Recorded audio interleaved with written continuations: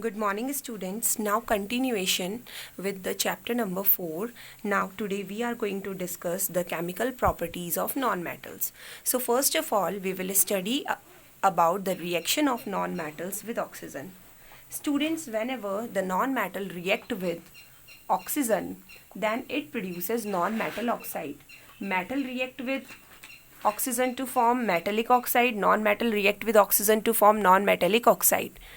Metallic oxides are basic in nature, but non-metallic oxides are acidic in nature. Why? Because when non-metal oxide it react with water, then it form an acid. For example, when carbon react with oxygen, carbon is a non-metal, it react with oxygen, then carbon dioxide is formed. And when carbon dioxide react with water, then it form the carbonic acid, which is highly acidic. Okay, we can check it by using the litmus paper. The carbonic acid H2CO3 converts the blue litmus into red. Now second one, reaction with water. So students, you have to remember that non-metals do not react with water. Okay, so no reaction will be there. Third one is reaction with acids. Non-metals actually do not react with acid. Only two non-metals are there, silicon and sulfur. Silicon and sulfur, two non-metals are there which react with acid and produces salt and hydrogen gas. So silicon and sulfur react with acids to produce the hydrogen gas. Students, now there is a table given in our book related to the difference between metals and non-metals. So these are solid at room temperature, they are having luster. Metals are generally gases, and solid at room temperature only bromine is found as liquid, and they are generally dull except graphite is there. Okay, only graphite has luster. They are denser, they are malleable. Metals are malleable, they are ductile, they are sonorous because they can produce a ringing sound. They are hard and strong, and they are good conductor of heat and electricity. They react with oxygen to form basic oxide. So there are so many differences that we have studied that are given in our book. Now the main part of the chapter, let's come, that are the uses of non-metals. So different type of non-metals are there which are used for the different purpose. Like oxygen is used for the breathing, it supports burning. Carbon is the major means component or major element which is found in carbohydrate, fat, proteins, vitamins. Even carbon is found in the form of diamond and graphite. Diamond is used to make the jewelry, and graphite is good conductor of electricity. It is also used to make the inner core of pencil, that is pencil lead. Hydrogen is there. Hydrogen is also very common non-metal. It is used for the manufacture of ammonia, for manufacture of fertilizer, for hydrogenation of vegetable oils, etc. It is also used for the welding purpose, for used as a fuel in the rockets. Nitrogen is used in the manufacture of ammonia, for fertilizers. It is also used as a freezing material for cryopreservation. Then sulfur is used for making the sulfur drugs.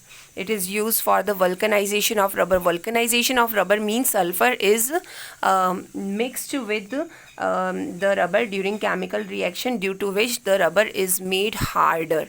Okay, and now this hard rubber is used for making the tires. Then phosphorus, it is used for making the matchsticks, fireworks, fertilizers. Chlorine is used in the purification of water. So these some common things are there that you know. Now the next topic is the alloy. So let's start it with this. So what is alloy?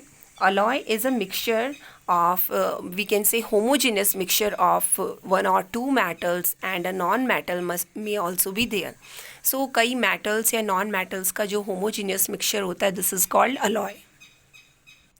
Now the main thing is there that metals, non-metals all are present in alloys in a fixed ratio.